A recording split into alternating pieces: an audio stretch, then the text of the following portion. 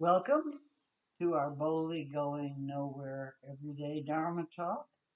Again on my patio here in beautiful Ojachal on the southwest coast, Pacific coast of Costa Rica. Today's opening, introductory, relax, meditate, get into a new space of insight will be led by Lisa Virtue again. And I just told her that she wasn't aware of it, but everybody liked what she did so much last week that she's now going to be a regular feature if I can get her to do it. So, Lisa, here you go.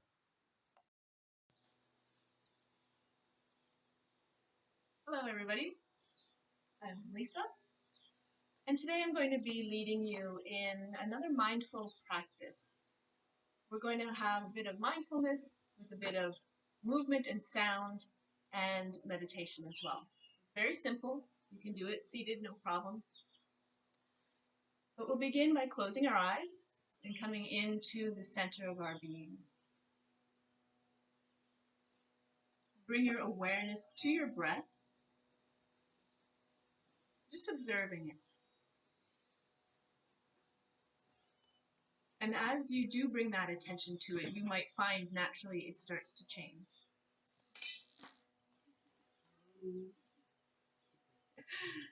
Feedback. Feedback. Perfect. That's what you're getting. Biofeedback. Going from outlook to insight. That's right. Get on the loop. So what we're going to do is we're going to incorporate some padding of the body with some sound. And so we're going to use the seed sounds for the chakras, which is more of a Tibetan Buddhist practice, but it serves our purposes for today. A seed sound is just an energy, and a chakra is what they term as energy centers. There's seven main ones in your body. Again, this is just more for my guideline of what we're doing, and the details are not so important today. It's more about staying present in your awareness of what is going on without judging it. Just observing what's happening in your body, the sensation of the vibration through you, and just the effects that come from what we're doing. You can keep your eyes closed or open as you wish. So the first seed sound is lam. And we're going to, this one is for our root chakra, which is at the very base of where you sit. And we're going to pat our legs and just break down sort of the crease in your hips and the size of your hips with our hands. So we'll chant lam over and over as we're doing this. Lam, lam, lam, lam, lam, lam, lam, lam, lam, lam, lam. Now pause the tapping. Chant just a little bit longer. Lam, lam, lam, lam, lam. Pause the sound and just feel into that area and your whole body with the repercussions of that. A moment of meditating with the sensation.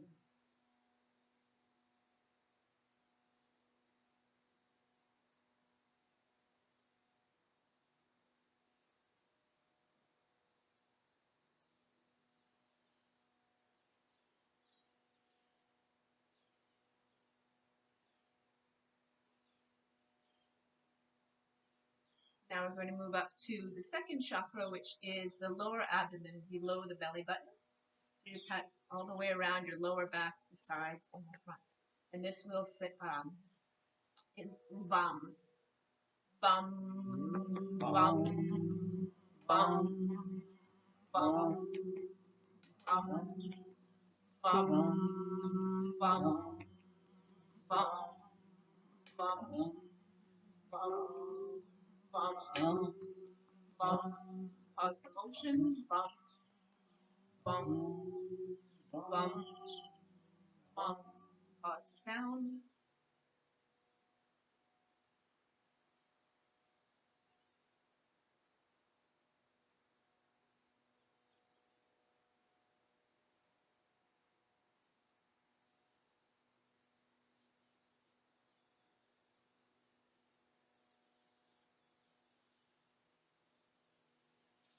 Our third solar plexus region, the middle of you, rum, rum, rum, rum, rum, rum, rum, rum, rum, rum, rum. Pause movement. Rum, rum, rum, rum, rum. Pause the sound. Feel the sensations.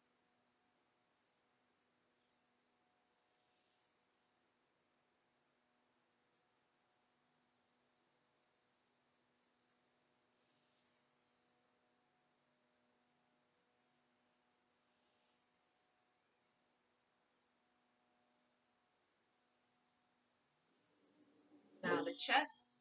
Yum, yum, yum, yum, yum.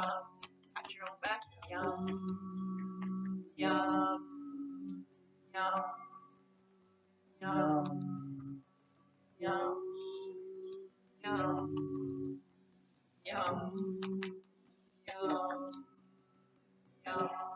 Pause the movement. Yum, yum, yum, yum, yum. Pause the sound.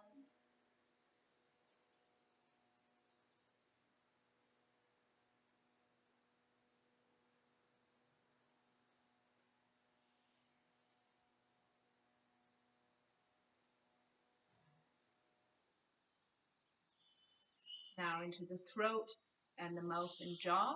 This is hum, hum, hum, hum, hum, hum, hum,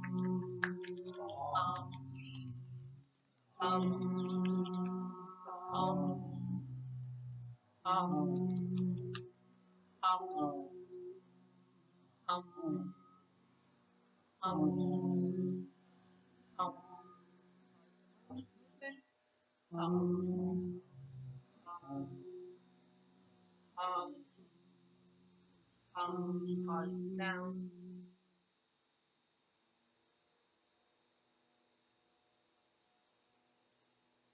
Present to the feeling.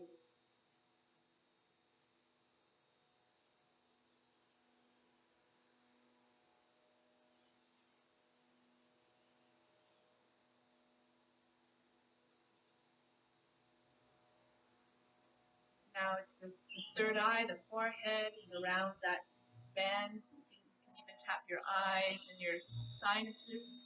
This is shum. K-S-H. Shum. Shum. Shum. Shum. Shum. Shum. Shum. Shum. Shum. Shum.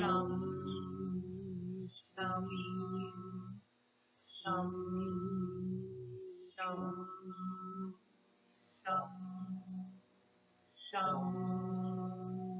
shum, shum, shum. Pause the movement.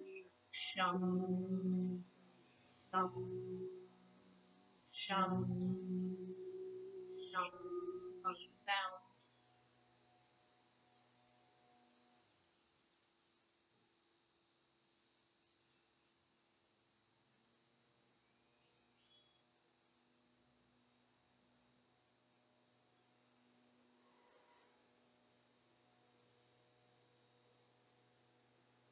And our final one is the crown of the head with Om. Om. Om.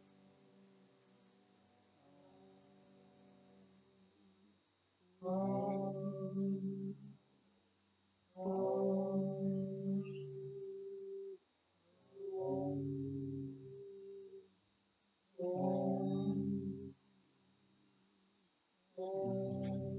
pause. Move in.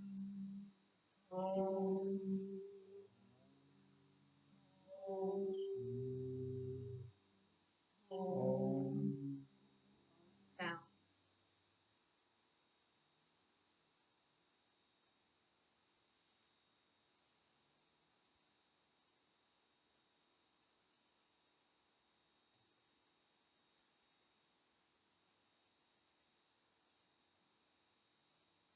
Now move your awareness to your whole being,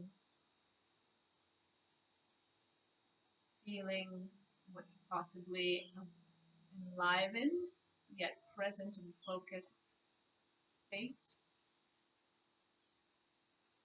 Woken up all of the energy centers, all the channels of energy flowing through your body.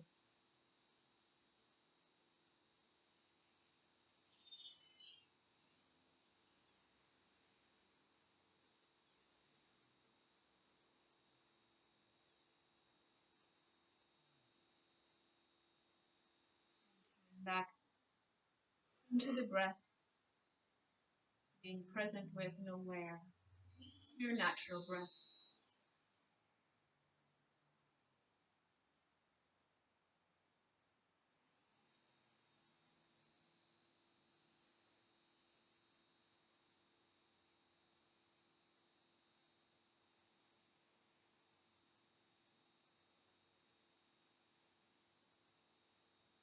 If they were closed, you can open your eyes. Now we're ready to hear what Mark Daniel has to share with us today. He's talking about right livelihood. Thank you very much, Lisa. That was beautiful. Yeah. Let's say, way to do it. Okay, thank you, Lisa. I'm going to take my mask off just so that it's easier to hear me. And what we're going to be talking about today is right livelihood. And that has such a fantastic way of bringing up so many different versions of what that actually means. First of all, I just want to acknowledge Ruthie and, of course, Jeff for everything that they've shared and the topics that they've shared on right livelihood. And I invite you to listen to their sharings and discussions, and even if you were part of the Valley Rika talks, to look back to those, because they're a wealth of insights and information that you can build upon. Today, what I'd like to do is I'd like to explore it from a little bit different perspective. Same spot, same vision, little bit different though. And what I'd like to do is to invite you into a place, and that place is on your cushion. In this case, if you're sitting at home and you're sitting in a chair where you are right now. And while you're sitting there, I would invite you to consider what Lisa's just offered. Your body is fresh. It's holding this resonance. Your chakras open, clean and clear. They're probably now spinning in the speedy direction that Divine called spinning it. And your body has this sensation. And I'm going to expand on that just for a moment. Imagine that you are sitting on your cushion and you're observing the world. You're in a state of balance, you're in a state of equanimity, and as such, you're able to observe the world without actually being caught in it. And what I mean by that is you can see the events that are occurring around you, but you're not being pulled into them. Equally, you are not pulled into a need to correct, change, or alter those events. You're just in a state of balance, quietly observing. In this place, your energy feels clean, it feels clear, and you are at peace. Till you get hungry. All of a sudden you get hungry and you realize that sustenance is important. So now you're going to move from your cushion and you're going to move out into that world where all of these things are occurring and happening so that you can feed your body. My question to you is this: how do you approach the world at this point? Knowing that everything that you do, everywhere you connect, every person that you talk to, everything that you think or do, you're going to bring back to your cushion afterwards. And when you bring it back to the cushion, if it has created any discord or disharmonic thoughts within you, You're going to have to clear them so you can come back to that bliss, to that equanimity. So you know that when you leave your cushion and you go out into the world, that you're going to do it as tenderly, as gently as possible. Because we're going to feed ourselves, we're going to presume in this particular case that there's actually going to be somebody who's going to provide that for us. And in so doing, when they provide it for us, we're going to want to say, thank you. And there's an exchange that has occurred. I've received, I am grateful for what I've received, and I'm now going to say thank you to the person who's offered it to me. Perhaps even I might bring some for Ruthie and for Jeff and for Suzanne and for Lisa. And to my Sangha, I bring all of these resources and I share with them. At some point, thank you is going to be not enough, and I'm going to want to give more. Essentially, what I'm doing is I'm beginning to appreciate that there is going to be a way that I'm going to be now expressing, interacting, and connecting with the world, while at the same time keeping myself clean and clear so that I return back to my cushion free of those distortions that occur when people come together. I like to think of this as the right livelihood. Now, when I talk about right livelihood, there are 5 precepts of right livelihood, and if I tell somebody, if I tell anybody that's sitting here not to kill anybody, it's a no-brainer. They're pretty much, to the best of my knowledge, they're pretty much that's not going to be a problem. I don't have to worry about that. That's a given. If I tell them not to steal, well, chances are I feel again that I don't have to worry. It's not something that I'm going to be worrying about. And when it comes to a concept of misusing sex, again, I feel comfortable with that. When it comes to substances that alter our mind, alcohol or drugs, we're going to have our varying degrees of that. When it comes to lying, though, there's something very interesting happening. Not that anyone here is lying or purposely lying, but I would like to come back to that one in a moment. The fact that you're not going to kill anybody, good. The fact that you're not going to steal, okay. But we're not just talking about a person here. We're also talking about in the sake of food. Again, I've been sitting on my cushion. I've gone into community or I've gone into the village. And in the village, there's a person there who is providing me with sustenance. And he may be providing me with mutton, very popular in the Himalayas. And this person has been tasked with the job of providing that mutton. I'm still going to consume it. And so what is my responsibility in this particular case? I may not have actually done the deed of this, but I have received it and I am going to consume it. That energy is coming into my body. So now what I'm going to do is I'm going to honor the person who's actually done this. I'm going to support them in some way. I'll offer prayer. I'll offer meditation on their behalf. The community will come together to support that person, purge them of these energies they're taking on. But I'm also going to doing the same thing when I ingest the food. And when I ingest the food, in this particular case, the mutton, I'm going to offer gratitude, thanks, appreciation for the life that's been offered so that I can continue my life.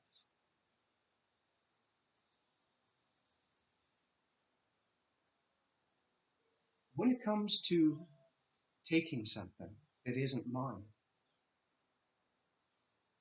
it's a little bit different, isn't it? We've just talked about taking something that was offered to me.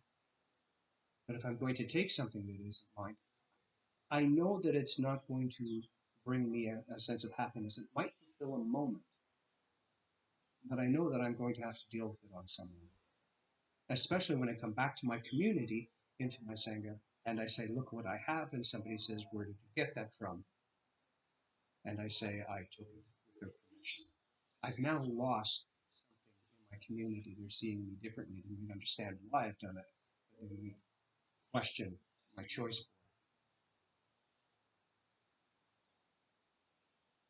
If I choose the sexual path, I might find that I'm actually distracted from my time on the cushion, seeking a different kind of pleasure. There's nothing wrong with it. I mean, it's always left to the interpretation of a community what's acceptable and what's not acceptable. But I'm talking about me personally.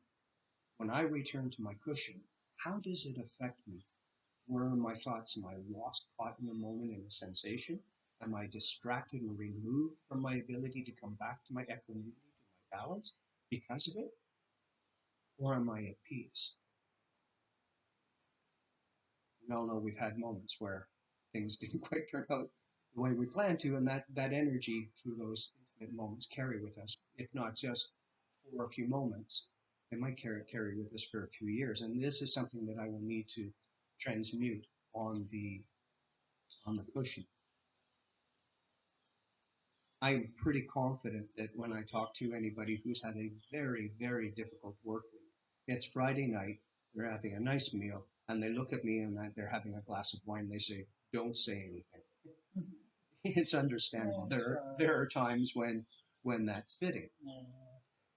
However, do I judge the person that made the wine?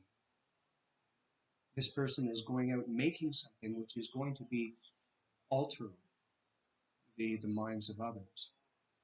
What happens if I'm the one who brings them the grapes in a way of saying, or her, the grapes in a way of saying thank you? Am I contributing to this process? And it's okay. All of these things are understandable and okay, except for the fifth one, lying. When we're talking about lying, what are we really talking about? If I say to you, oh, don't worry, I'll get to that tomorrow, part of me kind of knows that I'm probably not going to get to it tomorrow. Procrastination. How do I know? Well, I said it yesterday. Am I really telling the truth?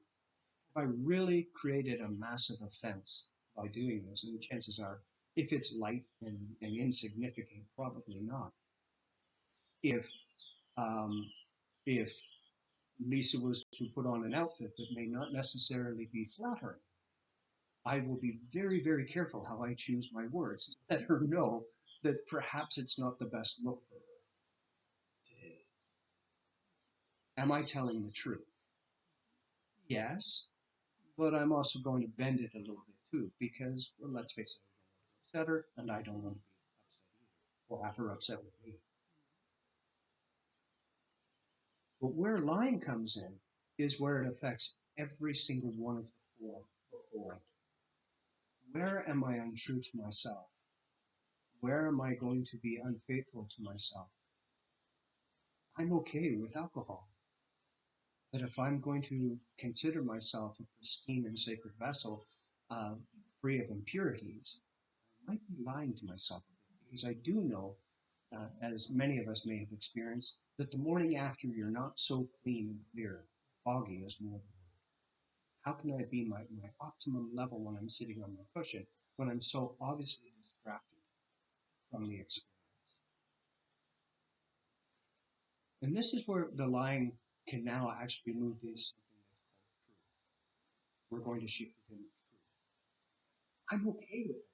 Maybe not the killing of people, but certainly in this particular case, where we're talking about the mutton, I'm okay with that because I'm ingesting it because it's helping my body in some way, or at least that's my belief.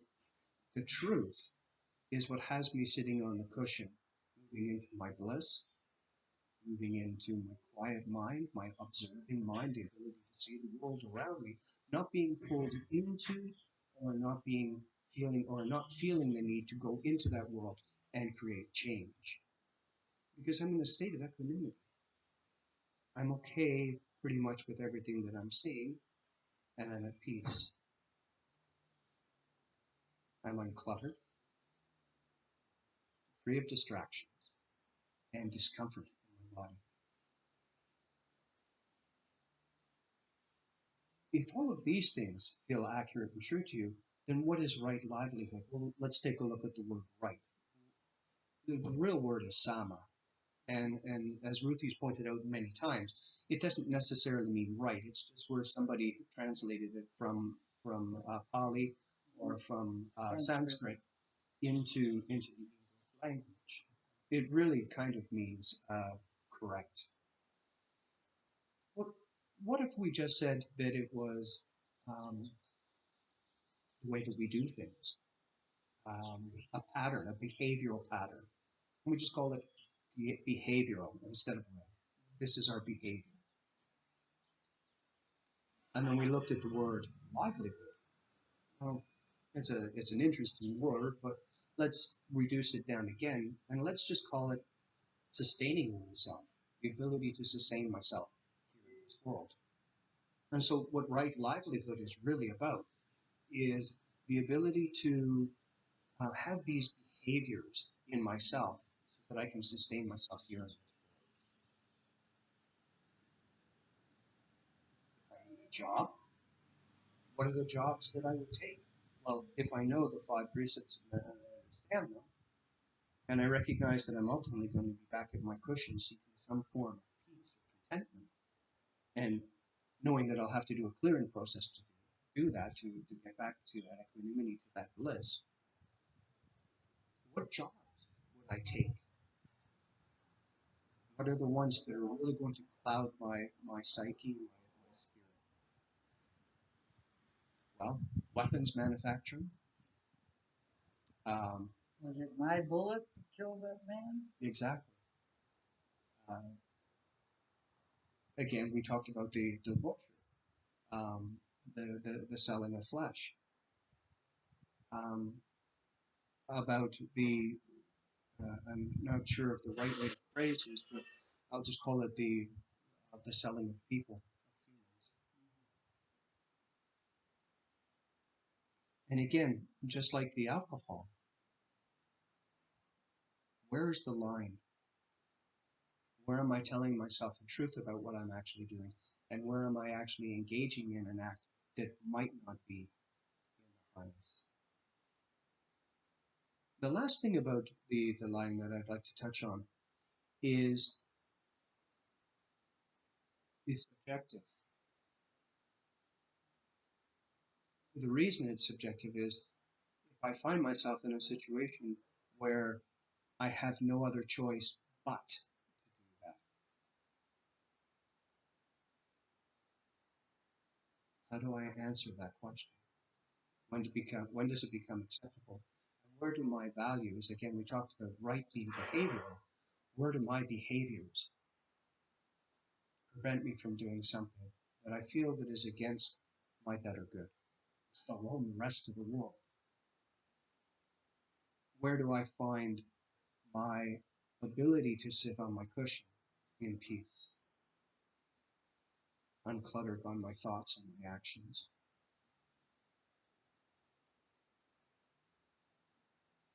I feel that's the gist of right livelihood. There are so many different ways of looking at it, and so many ways of explaining it. But if we can bring it into our simplest, most uh, personal, intimate expression, it makes more sense.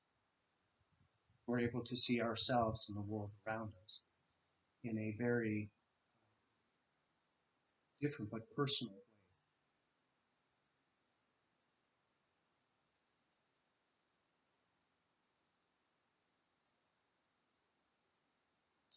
It's also easy to see that right livelihood,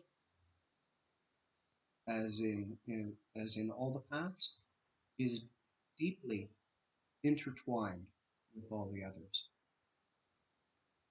I can't take one out and still feel sustained in my right livelihood. So when I consider my right livelihood, it's my ability to go out into the world. Remember, from the cushion out into the world. Go out into the world and bring that ability to be uncluttered, or to be free of being distracted or caught in the story and my need to change something. Again, if I need to change it, those other things about not killing, no lying, no drinking, sex, and Really? killing. Oh, I know I said killing. 5 of them. Oh, It's lying. It was about lying. They they just make more sense. I hope what I'm expressing to you is something a little bit more personal about these things. Something that you can take into your own meditation, onto your own cushion, and review as you consider your life. For the conversations that you're going to have with people. Is right livelihood about vocation and work? Absolutely. Absolutely. But it is also being part of community, isn't it? And if it's part of community, then it's the way that you share yourself in relationship with your village, but also your Sangha and also your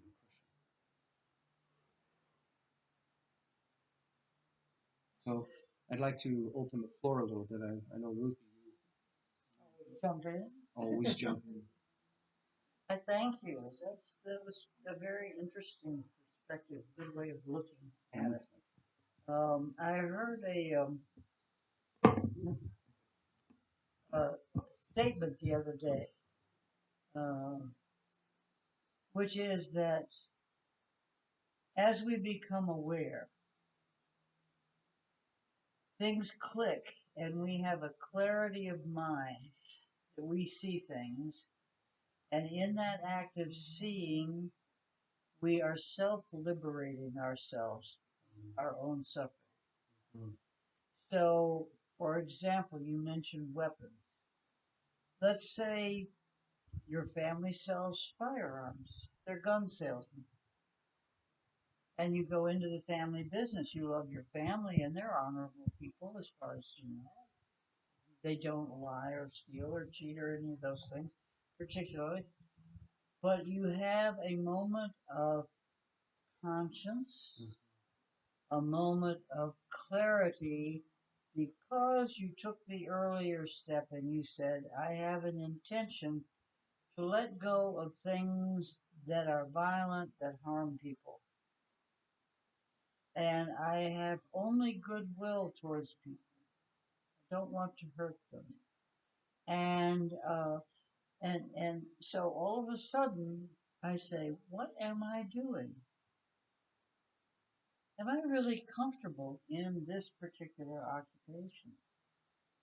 Because every day I hear of killings, and I'm selling guns. And somehow there's a moment of clarity there of the subjective with the objective, which you mentioned. Mm-hmm. That the act and the actor are one. They're one. And all of a sudden, any gun that kills anyone is the gun I sold. And there is a moment that says, oh, that's a moment of clarity.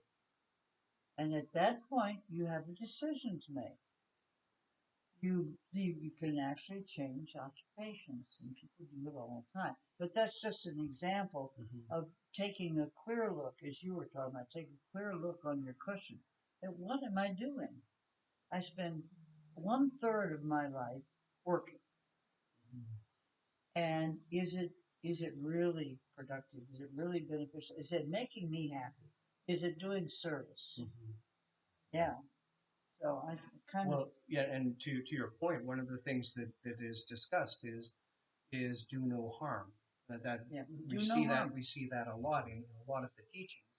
And so, how is it that I can move from my cushion out into community, into the village, to seek sustenance for myself, whatever I see that is, with a roof over my head, and do no harm? Do no harm.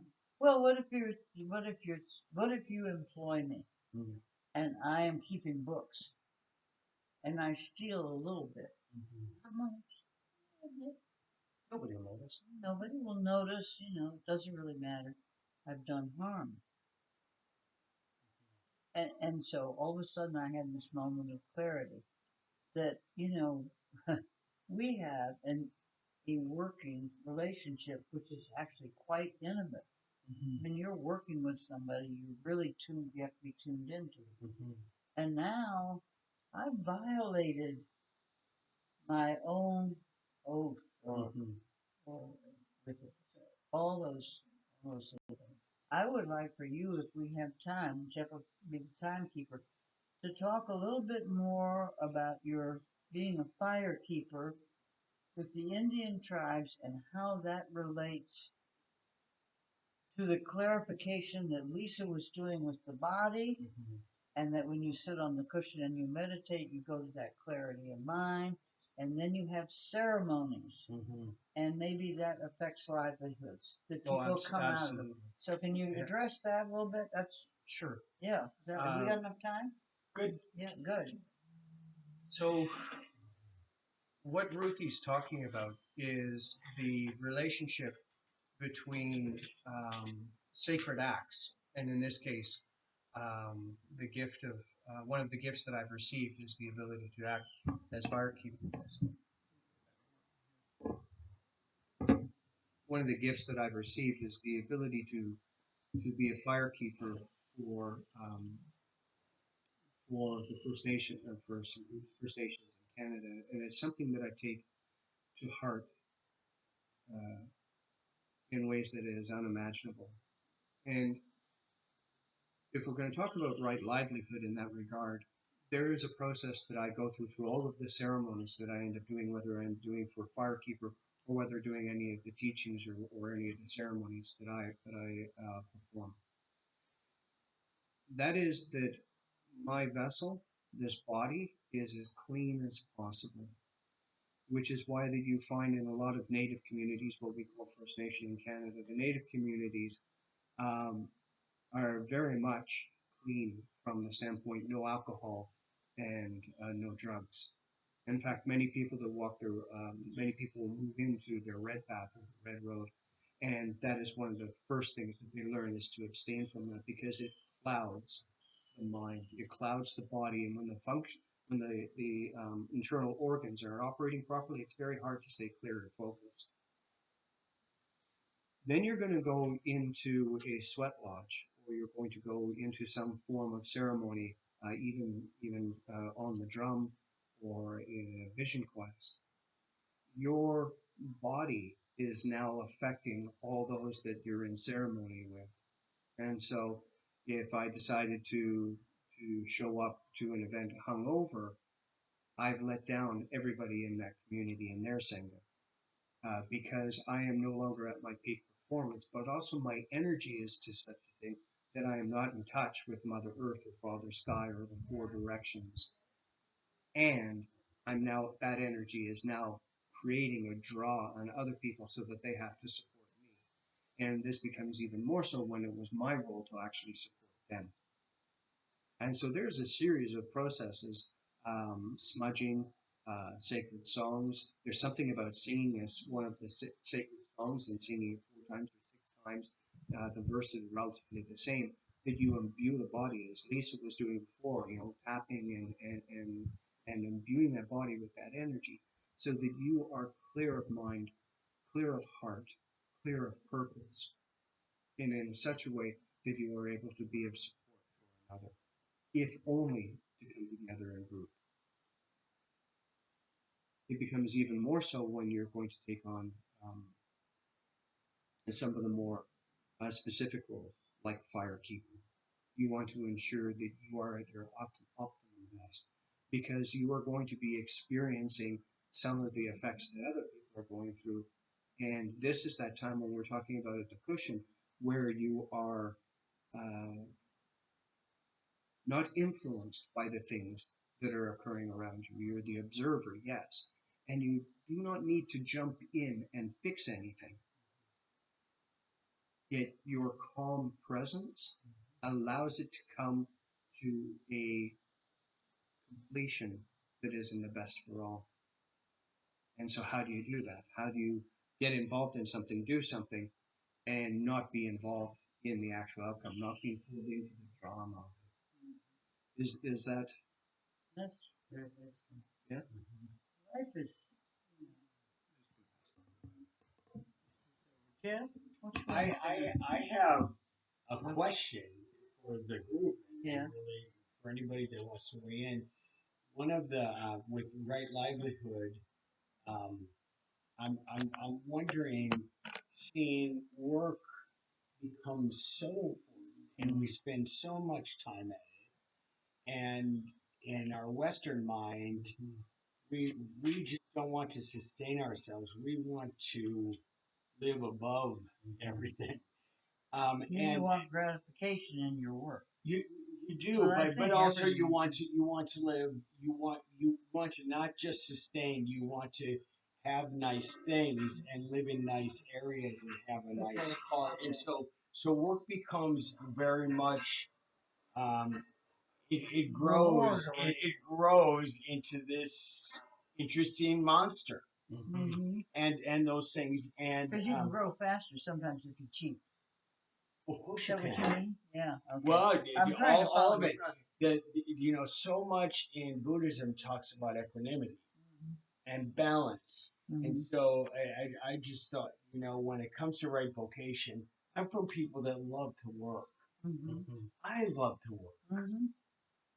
I especially love to work at things that I'm good at. It doesn't even Mm-hmm. feel like working, which is like a great thing.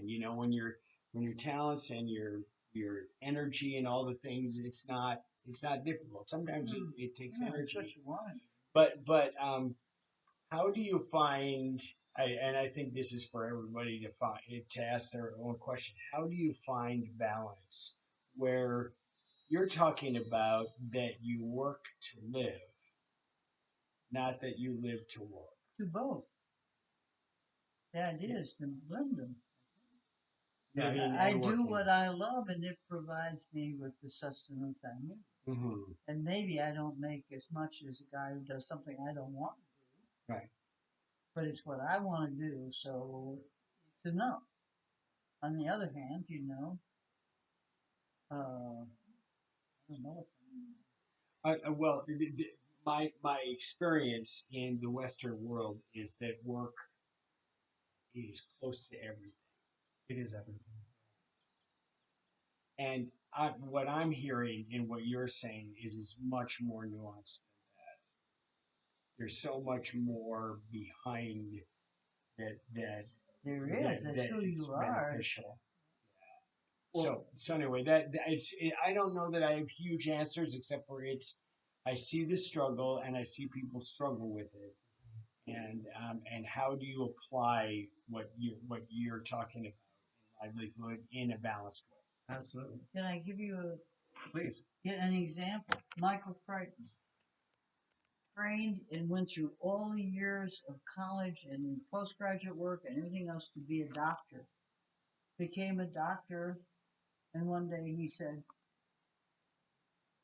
I did all this and I've reached all these levels, and I really don't want to be a doctor. I want to be a writer.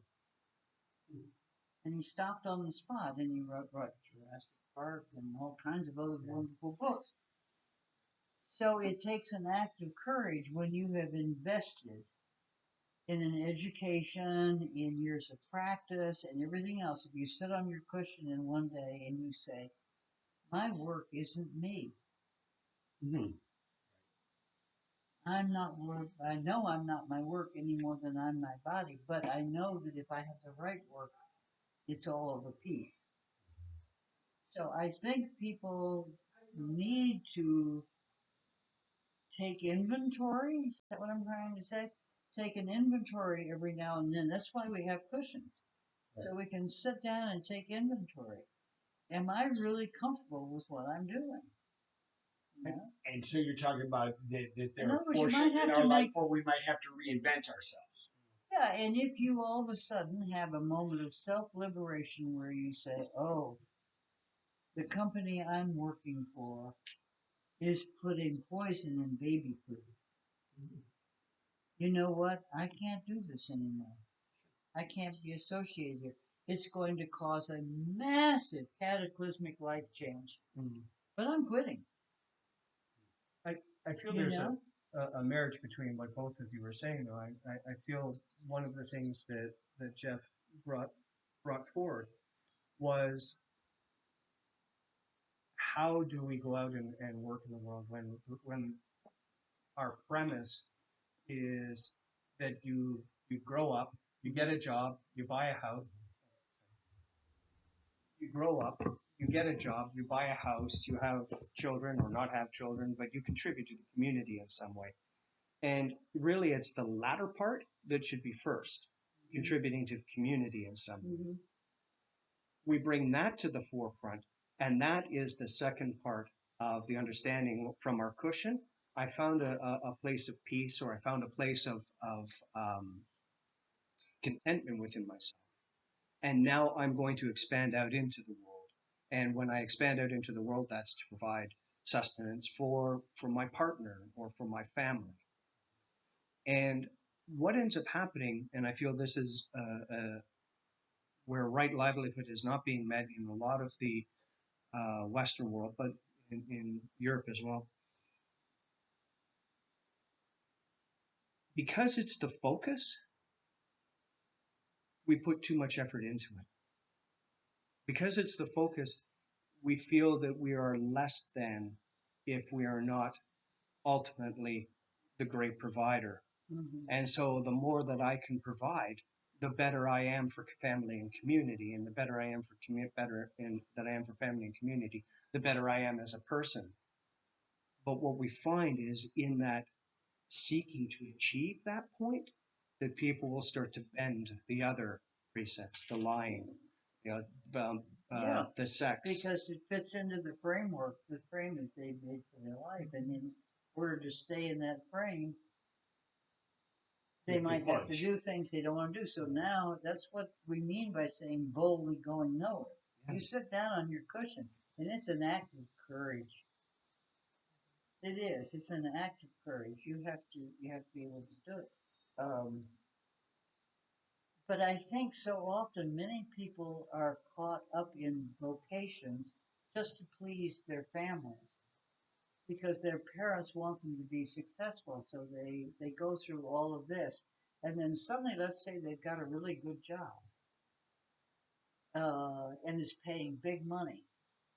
And they realize, this job is making me sick.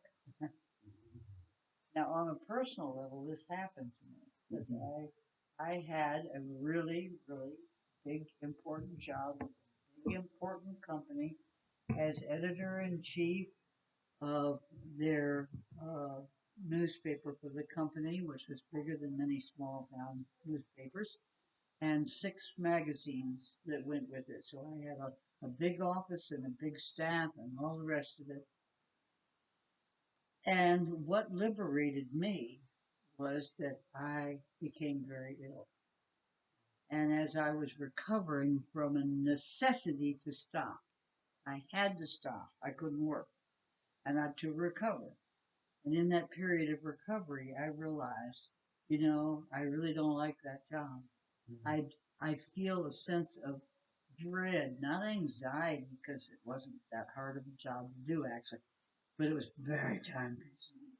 But anyway, and I said, what don't I like about it? I didn't like working in the city. I'm a country girl.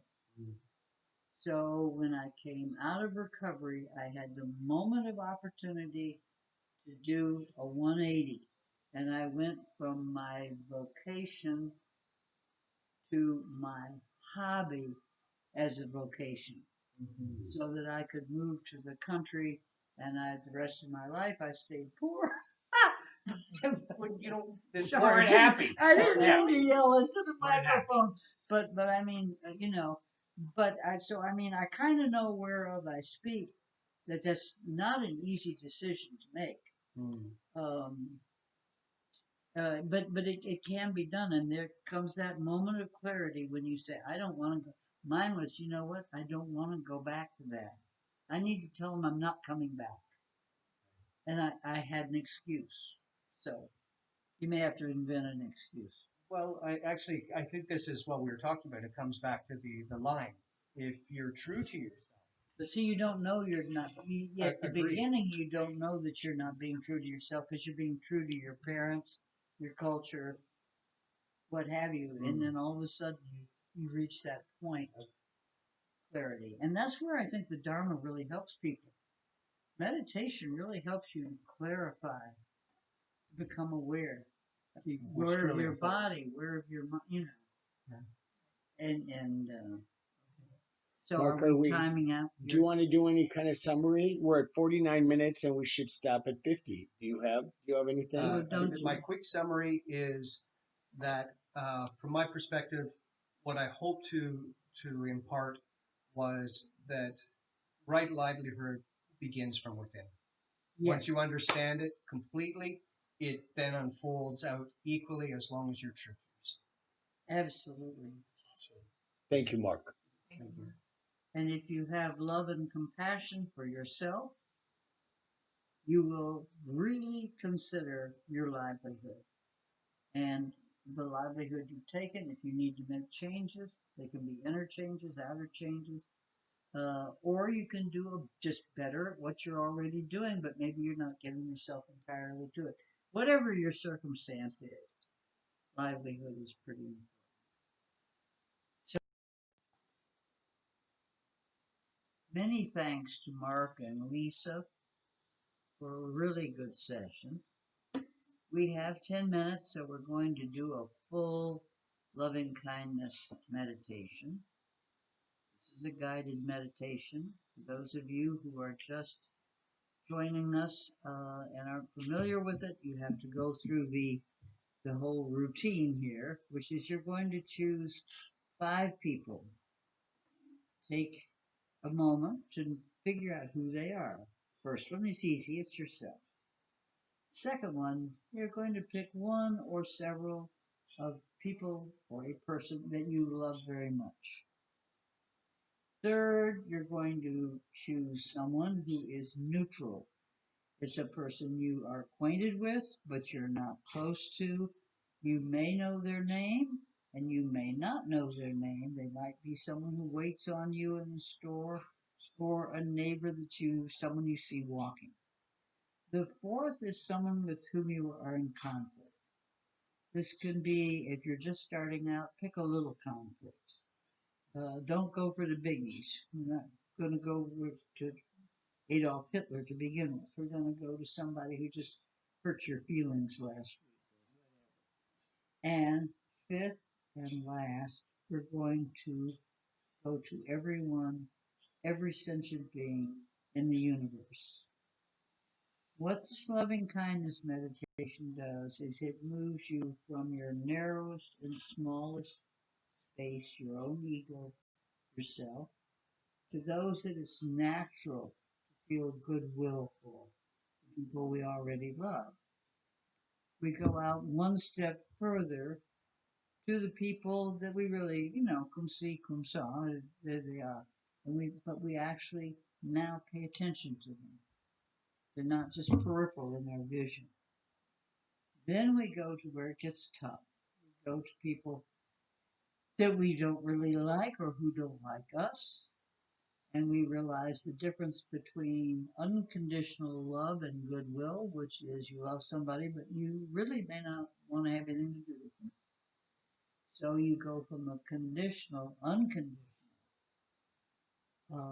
goodwill or friendliness, and you try and let that permeate into your feelings on a more conditional level, so that you're not caught up with ill will.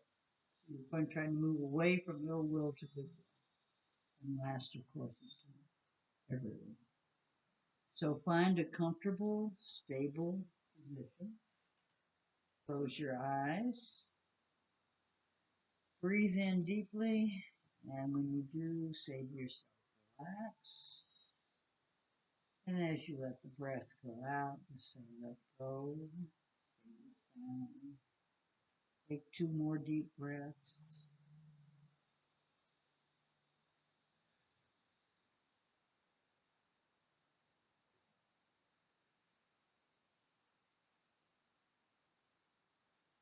Place your hands in your lap or over your heart. And say to yourself if you're in a group, or out loud if you're all by yourself and you begin with following and saying out loud or silently the words that I'm going to say to you now. It begins this way. May I be well. May no harm come to me.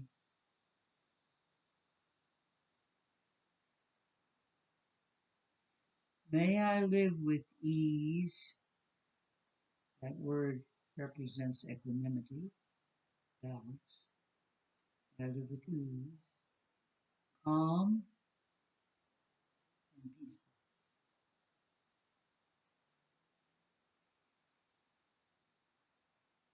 May I be happy.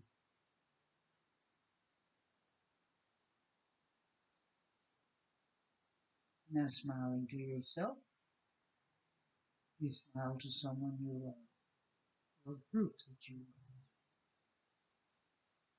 and you say, may you be well. May no harm come to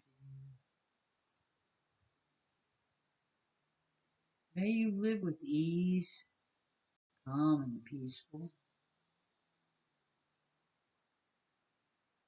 May you be happy.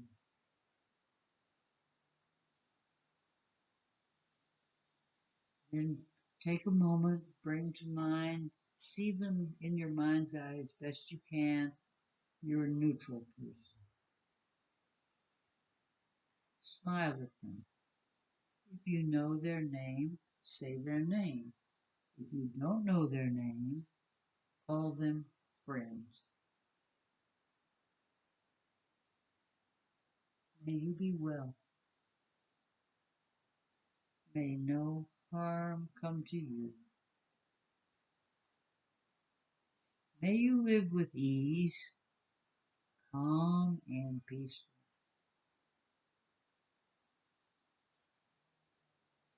May you be happy.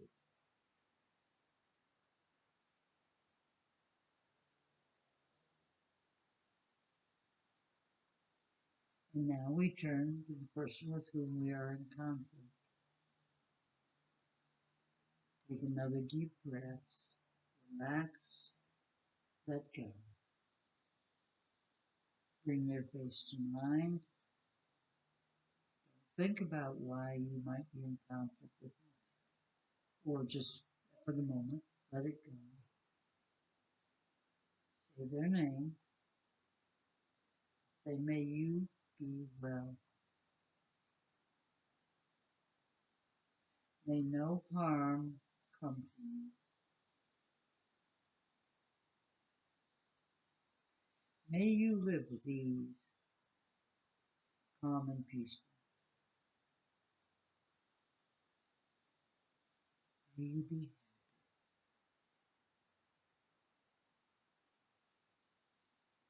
Breathe in your face and feel goodwill at the same time. Let go of the sense of grudge or ill will and kindness.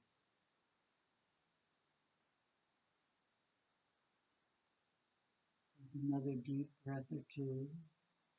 Place your hands over your heart. The only part of us that we use to really represent love big enough to encompass the whole universe. And somehow in your mind's eye, try and envision 8 billion people on this planet, and who knows how many sentient beings are out there somewhere. And get the feeling I have no ill will towards any living creature. And I want to express that. So we're going to say this a little differently. May all beings everywhere on this plane and all other planes be well.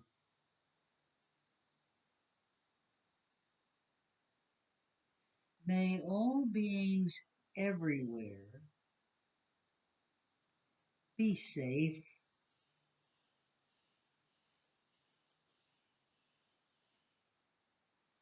May all beings everywhere be free from suffering.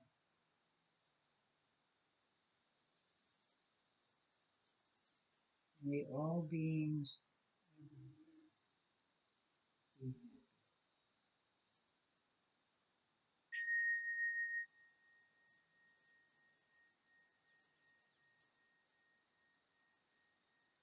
Release your hands. Open your eyes. See if there's a difference in the way you feel, a little quieter, a little calmer, a little more relaxed. And try and keep this feeling going when you get up from your cushion and go back out into the hurly-burly of daily life. We live in a time of great stress, great anxiety. We need to take time every day to balance out the tension that comes in basically almost just in our atmosphere. And this is a very good way to do it. You can say any words you want. We use well, no ill will, happiness, safety, no harm. We don't want anybody to get hurt. So now for this week, now we put our hands together. Namaste to everyone. And we'll say our closing words, which are go in peace, go making peace, living gently, loving mightily, and bowing to the mysteries. Till next week, we love you.